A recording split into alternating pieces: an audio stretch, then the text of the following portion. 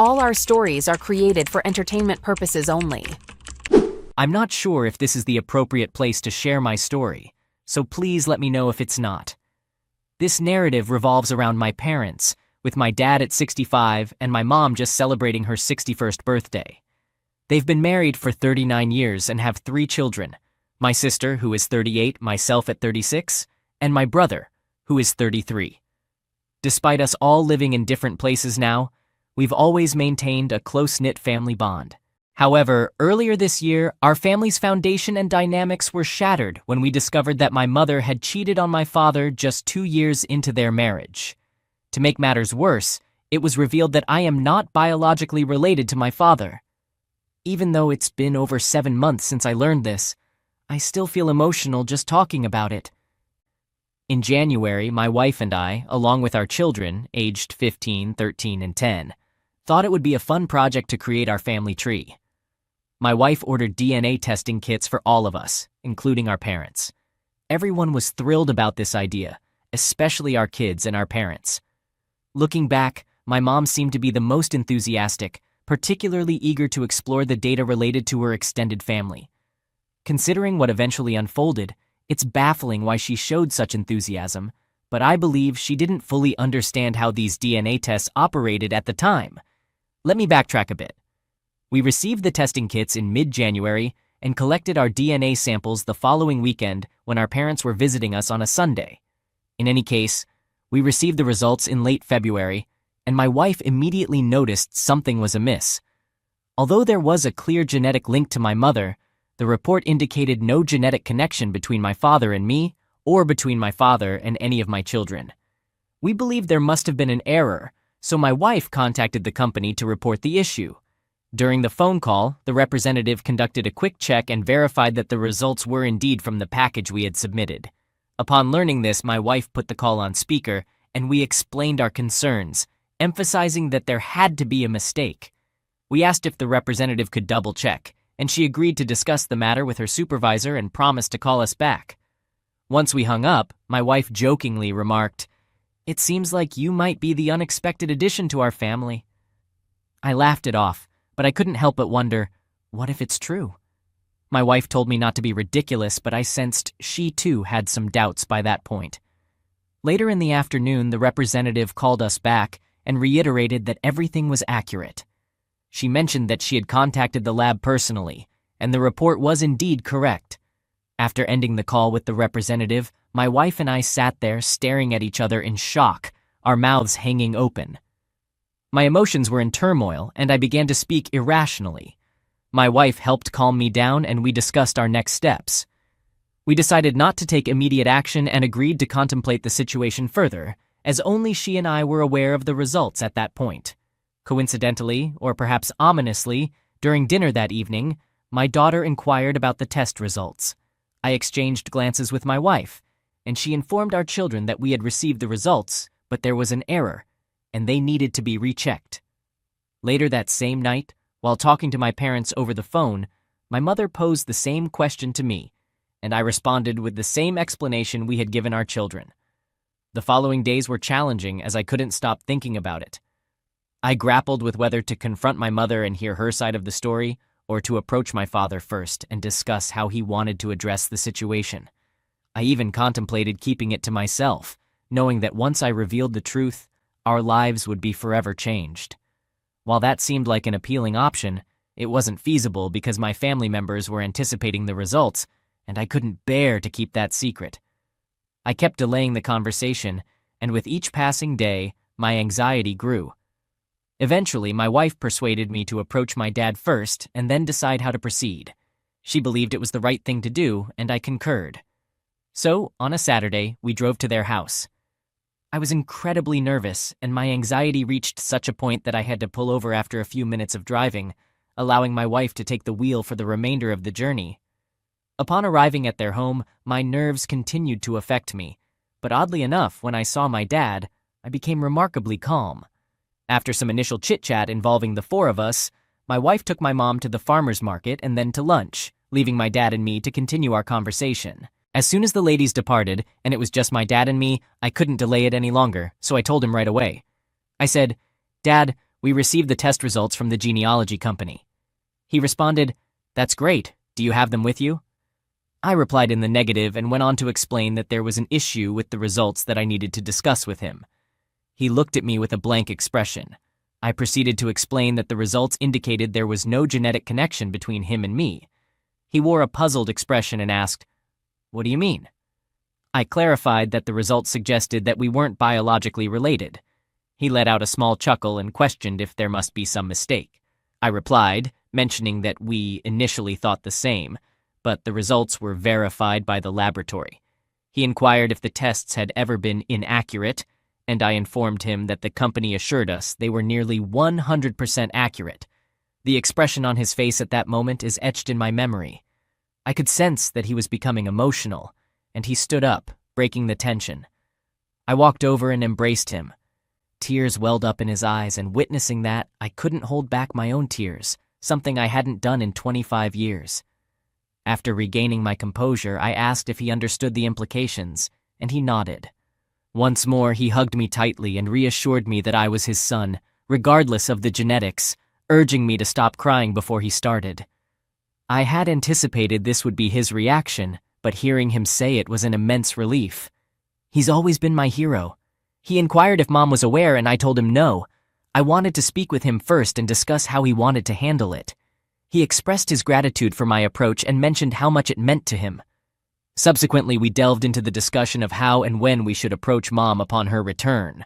Following that, I called my wife to inform her that I had informed Dad, and it was time to break the news to Mom. My wife inquired if I wanted her to return quickly, but I advised her to stick to the lunch plan as I desired more time with Dad. While we waited, Dad and I continued our conversation and grabbed a quick sandwich from the kitchen, as our appetites were quite diminished at that point. When my wife and mother returned, the three of us sat Mom down, and I delivered the news. She appeared stunned and repeatedly asked me to clarify what I meant. My wife and I provided a thorough explanation, but she continued to insist that she didn't comprehend. She insisted that we were both crazy and making no sense, going back and forth with her denials. Eventually, she suggested something along the lines of, "Well, if there isn't a match, you must have been switched in the hospital." My wife interjected, stating that this wasn't the case because the report indicated a direct genetic match between my mom and me. At that point, I believe my mom realized she was cornered and began to cry. She left the room, and my wife followed her. We could hear their conversation, and after several minutes, my wife returned, informing us that Mom still insisted there must be a mistake. My dad then went to speak with her, and we left them alone for a substantial hour and a half before I decided to check on them. Upon entering, I sensed the tension in the room. Dad reassured me that everything was okay, and that he would be out to talk to me soon. When he emerged, he shared that Mom had admitted to having an affair around the time of my conception, but still insisted that my dad was my biological father. She refused to disclose the man's name, claiming it was irrelevant and too far in the past. Hearing this, my emotions welled up once more. Witnessing my reaction, Dad pulled me into a tight bear hug, reminiscent of the ones he used to give me when I was a child, flooding me with nostalgia. Seeing us embrace brought tears to my wife's eyes, and Dad hugged her as well. I was surprised by how well he was handling the situation, but I could sense his deep disappointment with Mom. My wife and I believed it would be a good idea to spend the weekend with them. However, when I mentioned this to Dad, he insisted that we return home as he wished to have a private conversation with Mom. He assured us that everything would be fine and said he would call if he needed our assistance. We left that evening, but I ended up calling him multiple times that night to check on the situation. The following morning, we spoke again, and he informed me that Mom was still unwilling to disclose the name of the other man. He mentioned that he had decided to stop communicating with her until she did. My wife brought up a valid point, emphasizing the importance of obtaining that information for medical purposes. Dad mentioned that he had already conveyed this to her, but she seemed determined to have everyone forget about it, considering it meaningless and unimportant. Dad expressed his desire to inform my siblings and asked me to arrange a teleconference. I scheduled it for later that morning and specified that it was for adults only, so they assumed it was related to the kids. When they discovered the purpose of the call, they were just as shocked and disbelieving as the rest of us. During the call, Dad reiterated his love for me and assured them that he was holding up okay. After the call, each of us individually contacted Mom and urged her to share the information, primarily for the well-being of her grandchildren. Unfortunately, she continued to refuse, expressing her desire for us to forget the matter because, in her view, it was inconsequential. Despite apologizing profusely to Dad countless times since he found out, she adamantly refused to provide any details. Later that afternoon, Mom called my wife and expressed her concern that Dad had grown frustrated and left the house, ignoring her calls. She asked me to reach out to him, believing he would answer my call. During the conversation with Mom, my wife once again emphasized the importance of disclosing information about her affair partner. While she didn't reveal the man's name, she did inform my wife that the man had passed away. She argued that since he was no longer alive, there was no need for anyone else to know, and she requested that we not share this with her grandchildren. My wife clarified to her that the deceased status of the man didn't change the importance of having his information for potential hereditary conditions. Mom, however, remained steadfast in her refusal and became increasingly agitated as my wife persisted. I called Dad and had a conversation with him. He assured me he was okay and mentioned he needed some time away from her to cool down. Later that day, my sister arranged a call for the three of us along with Dad. During the call, she proposed that we all undergo DNA tests to confirm my results and ensure they matched Dad's genetic profile. I anticipated Dad might object, but he was fully supportive of the idea. Consequently, the following week, all of us underwent comprehensive DNA testing conducted by a national laboratory. The process was convenient as there were local labs near each of our residences. We received the test results a week later, which confirmed that my sister and brother were indeed Dad's biological children, but I was not. While I felt relieved to receive this confirmation, it still made me feel like an outsider, especially since the identity of my biological father remained unknown. Once again, Dad reassured me and lightened the mood with a joke, stating he wouldn't trade me for $1 million, perhaps $2 million, but not just one. That's just his nature. He's simply a delightful person to spend time with. The day following the DNA results, I phoned Dad and informed him of my plan to drive over the next morning and spend the weekend with him. He advised me not to come since he was leaving for the Gulf Coast in the morning. He and Mom purchased a property there last year and intended to eventually sell the family home and relocate. He retired about 2 years ago after nearly 44 years of work and began receiving his first Social Security payment in January, right before everything unfolded. I inquired if Mom was aware of his departure, and he confirmed that she knew and was quite upset, but he expressed his need to distance himself to contemplate his next steps. I completely empathized with his situation, yet I felt deeply sorry for both of them. He conveyed that he had informed Mom that he wouldn't communicate with her until she disclosed the man's identity. Furthermore, he mentioned that even if she did reveal the information, he was uncertain about remaining in their relationship. I was taken aback by this abrupt change in his disposition, given that he had been handling everything so calmly up to that point. He explained that after a week of her tears and apologies, he had reached a breaking point. Well, his strategy proved effective because that night, Mom had a breakdown and confessed everything to him. She recounted how she had an affair with a man who owned the laundromat in the town where they rented their first apartment. She used to visit there weekly to do laundry since they didn't have a washer and dryer. He was divorced and lived above the laundromat, and that's where the affair occurred. Mom explained that she engaged in the affair because she was feeling extremely down about herself at that time, and this older man was giving her attention and saying all the right things. She was about 24 years old then, while the man was in his late 30s with teenage children. Mom insisted they were together only a few times and she ended it with him. She swore that she never saw or heard from him again since that time. She revealed to Dad that 6 years ago she came across his obituary in the newspaper, and that's how she learned of his passing. She maintained that this was how she found out and assured Dad that she had never given him a second thought since ending the affair. While she took no joy in his death, she felt a sense of relief when reading his obituary, thinking that the secret she had carried for all those years had died with him. However, fate had different plans. Even though Mom made a complete confession, Dad left for Mississippi the next morning and has been living there by himself for the past 4 months. Mom is emotionally distraught and feels lost without him, as he's been the center of her world for over 40 years. Regardless of her past actions, I know she loves him more than anything in the world, and this situation is deeply affecting her. She calls him every day, and he talks to her, but he's told her that he's not ready to see her yet. He's also mentioned that he's uncertain about whether he wants to remain married to her, but he has told us kids that he doesn't plan on getting a divorce at his age.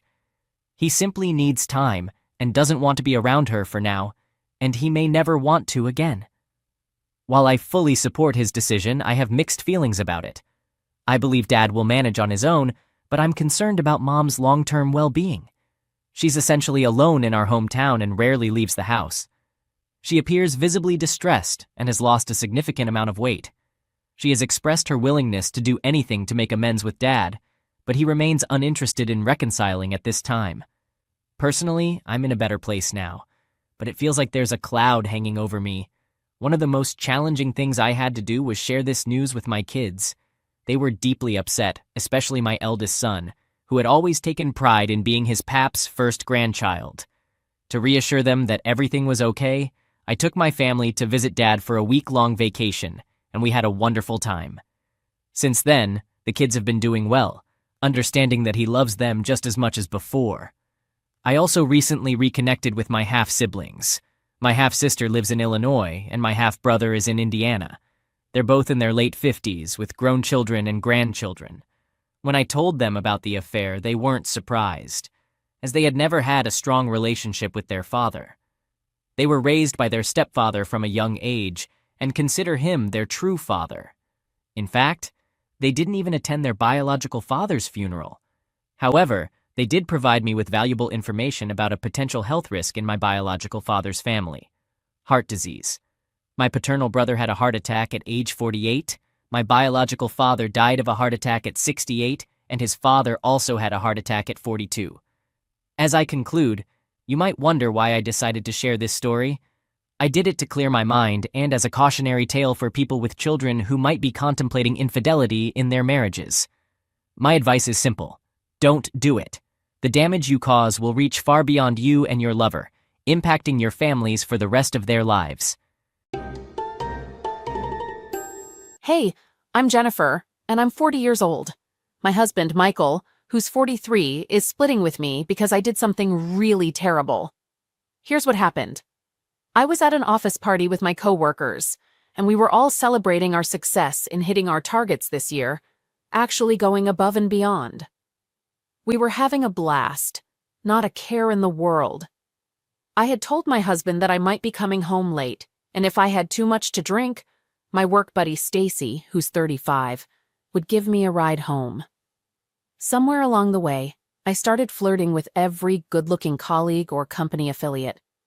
I was doing it without any shame, and I couldn't remember the last time I felt that desired or touched that way. My husband and I weren't close anymore, no more touching or even talk. It was about 2 hours before we left the party when things got heated in the bathroom with one of the affiliates. Let's call him Frank, who's 33. Frank and I had some wild act in one of the bathroom stalls, and it was incredible. I couldn't stop myself, and we kept going for another half hour until we heard someone in the stall next to us. We quickly pulled ourselves together and promised to meet again to finish what we started. I went home, but all night I couldn't stop thinking about Frank, and I even pleasured myself next to my sleeping husband, thinking about him.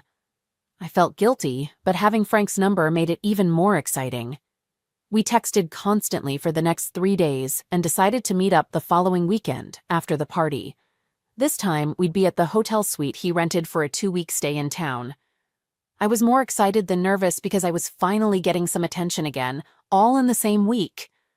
I wasn't really thinking about how Michael would react if he found out. Pretty silly to think he wouldn't, right? We spent the first few hours together, having dinner, talking about work, flirting, touching, and playing footsies.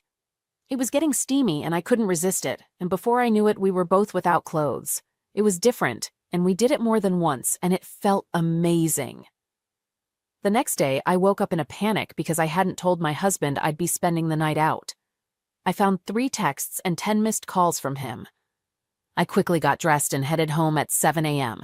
luckily finding my husband still asleep. I changed into my pajamas after a shower and tried to sleep beside him without waking him up. Unfortunately, I only got about 4 hours of sleep before he woke me up in a rage, demanding to know where I had been all night. I explained that I had gone to Stacy's after a late final meeting at work, and we worked on some Excel sheets while having a few drinks until we both passed out. I also told him that as soon as I woke up, I rushed back home to avoid worrying him further. He was understandably upset that I hadn't informed him about staying late at work or going to Stacy's place. But I convinced him that I was swamped with work and couldn't find the time to call and let him know.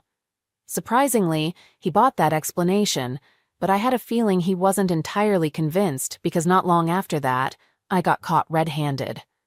2 days ago, I messaged Frank to meet up one last time before he left town, and he agreed, but it had to be in a public place. So, I told Michael that I was going out to dinner with Stacy and one of the affiliates to finish up some work papers and get a contract signed. I had it all planned out, even telling him the name of the restaurant we were going to, though I had no idea how he would react. I left work early to go to the fancy restaurant where he had sent me the location. Stacy and I were having a great time, kissing and flirting, when suddenly, after about an hour, she burst in, grabbed my arm, and explained that Michael had called her, asking if I was with her at that restaurant, and that he was on his way. I hurried outside with her, and there was Michael. He asked us where we were going, and we said we were heading home. Michael grabbed my hand and questioned me about where I had been the previous Saturday. He mentioned that Stacy had tried to cover for me when he asked if I had stayed at her place, but it seemed like she had no clue about my whereabouts, not that Friday night or tonight. At that moment, Stacy told him about the office party night out of guilt. She said she saw me leaving the bathroom with Frank, looking more than just friendly, but she didn't know any more than that. Michael immediately took the conversation to the car, telling Stacy to go home. He bombarded me with questions, wanting to know how many times it had happened before and after that night, and if it had happened that day in the restaurant's bathroom. He was relentless with his questions, and I swore that the first time was at the office party when I was wasted. However, he wasn't convinced it was the only time and accused me of lying. I had to confess that it had happened more than once, and that I had slept with Frank the previous Saturday. He slammed the steering wheel in frustration, yelled at me for being stupid, and said I had ruined the only good thing in his life.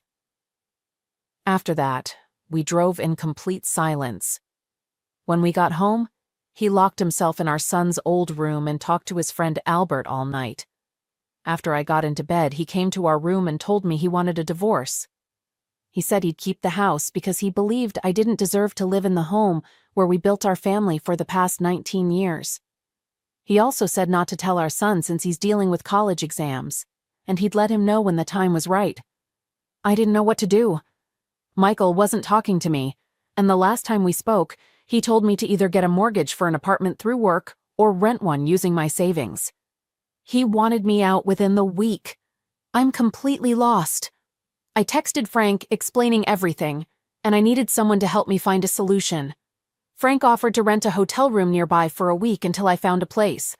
I agreed, but told him to wait for me to call him once I finished packing. Even when I was losing everything, I turned to someone else. The same person who's causing me to lose everything I had built with Michael. My life. I'm now in the hotel room Frank rented for me, and Michael hasn't said a word to me. I'm searching for places to rent, like a cheap room, until I can secure a mortgage for a house. I've tried contacting Michael so many times, but it seems like he's turned off both the landline and his phone, or he's blocked my number on both. I'm feeling so confused. Should I start a new life with Frank, or should I try to mend things with Michael? I called Stacy and asked her why she revealed our affair that night. She said she felt guilty about being part of it without knowing, and that she's a terrible liar. She wouldn't have been able to keep it up even if she had known beforehand.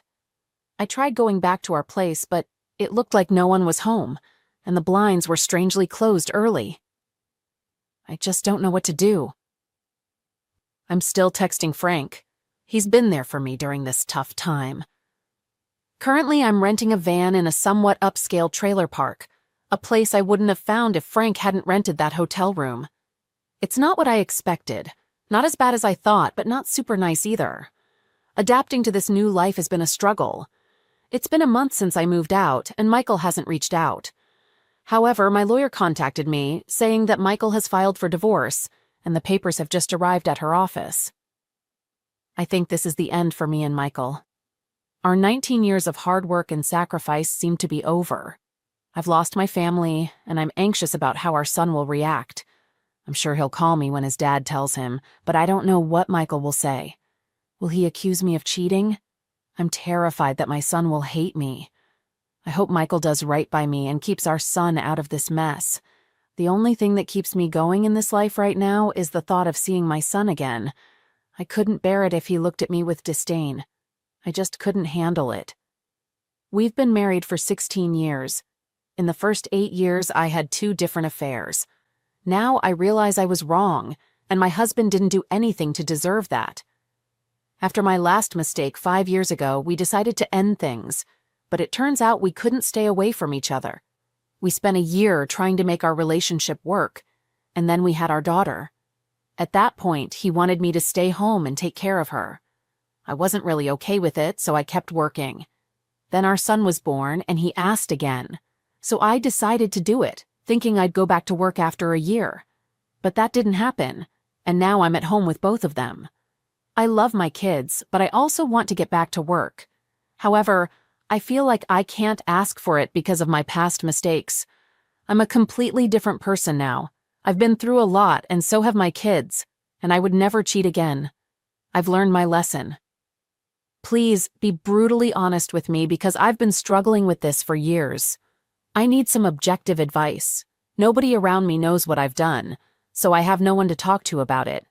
How can I open up and have this conversation? I never thought my workplace could be a place for cheating. I knew the people I cheated with from way back, before I even started my career. Plus, they don't even live in the same city as us anymore. Financially, it doesn't make sense for me to be at home, as daycare would cost only about a quarter of what I make. We've actually lost money with me not working. But if it gives him peace of mind, it seems like the right choice. I do plan to go to therapy on my own once I start working again. That's one reason I wanted to go back to work since our insurance doesn't cover it. But after reading the thoughts in this thread, I think I'll find a low-cost option and wait a little longer before returning to work. I understand why I cheated. When we got married, I had unrealistic expectations that no one could meet, and when you add in his human imperfections, I messed up. There are things I wish he had done differently, but that doesn't excuse my actions. I foolishly listened to 2 people who told me what I wanted to hear. I don't blame my husband. My infidelity is my own fault, and I know it wasn't just a mistake. It was a huge wrongdoing. I'll carry that guilt until the day I die, which is why I say I'll never cheat again. But I also know that you should never say never. That's why I'll seek therapy when I start working again. I know you mentioned ending things after the second one, but there might be other reasons behind that decision. If he's aware and still chose to be with you, then he kind of has to accept your decisions until you're no longer in a relationship. Unless you cheated with coworkers, in which case it's a different story. Honestly, neither of you should be in a relationship right now. You betrayed him twice, and he shouldn't have forgiven you unless he saw you making a real effort to change. But you can't isolate yourself at home just to make him happy because it will take a toll on your emotional and mental well-being, and that's not good for you or the kids.